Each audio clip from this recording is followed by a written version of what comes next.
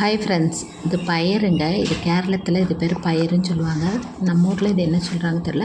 இந்த பயிறு துவரம் எப்படி வைக்கிறதுன்னு பார்க்கலாம். கொஞ்சம் பயிரும் 2 பெரிய உள்ளியும் எடுத்து வச்சுக்கலாம். அதை சின்ன சின்னதாக கட் பண்ணி இது போல் ரொம்ப பெருசாக கட் பண்ணி வச்சுக்கோங்க. வச்சுட்டு கேஸில் ஒரு கடாய் வச்சு அதில் எண்ணெய் ஊற்றி கடுகு காஞ்ச மிளகா போட்டு நல்லா தாளிச்சிட்டு அது கூட இந்த பயரும் இந்த பெரிய உள்ளியும் வெட்டி வச்சுருக்கோம்ல பெருசாக அதையும் கூட போட்டு நல்லா கொஞ்சம் வதக்கி விடுங்க. ஒரு 2 செகண்ட் வதக்கிட்டு அது கூட கொஞ்சம் கருவேப்பிலையும் பச்சைக்கே போட்டுக்கோங்க. அந்த பச்சை கருவேப்பிலை போட்டுக்கோங்க, நல்ல ஃப்ளேவர் நல்லாயிருக்கும்.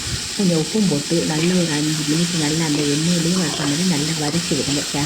அதிலே அப்படி வதங்கிட்டு கொஞ்சம் தண்ணி விட்டால் போதும். அதாவது இந்த பயிர் சீக்கிரமாகவே வெந்துடும்.